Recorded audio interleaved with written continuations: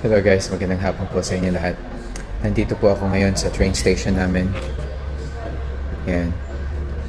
Actually guys, gusto ko lang pong i-share sa inyo kung gaano po kabuti si Lord. Kanina po napakaaga ko po rito sa train station namin para mag-catch po ng maagang train. Kasi magde-deliver po ako ng food, yung mga in-order ng mga customers ni Mama Bod.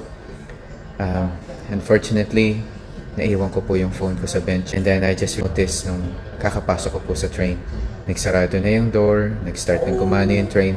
Sabi ko sa katabi ko, nakalimutan ko yung phone ko. So I have no choice but to come back dito sa train station na to. So lumabas ako sa unang stop ng train. Pagkatapos, hinanap ko agad yung train attendant. Tapos sabi ko, please tawagan mo naman yung station dun sa Pimpama. Kasi naiwan ko po yung phone ko sa bench. So yun, tumawag sila. Pero alam niyo po, bago po ako sumakay ng train, actually nagdadasal po kasi ako ng rosaryo. So alam niyo naman po kapag mas lumalapit tayo kay Lord, yung kalaban, kinokontrol niya po tayo.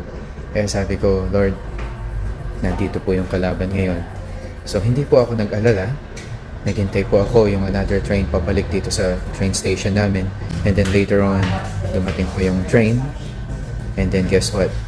Apat-apat po yung mga train attendant ang nagsalubong sa akin. Pagkabukas po ng train, ayun, binigay po yung phone. Pero alam niyo po, may message po si Lord. Nung nandun po ako sa train, pabalik dito sa train station namin, may nakita po akong isang tao. May hawak siyang placard. Sabi ko kasi, anong message mo, Lord? Bakit na-late ako? Ang aga-aga ko naman. Anong message mo? Alam niyo po nakalagay po doon, Jesus loves you. Napangiti na lang po ako. At sabi ko, Lord, mahal mo talaga ako. Kaya kayo po, kapag may nangyayari pong hindi maganda sa inyo, along the way, o sa health ninyo, huwag po kayong agad magalit kay Lord. Kasi meron po siyang message. Jesus loves you. Maraming salamat po. God bless.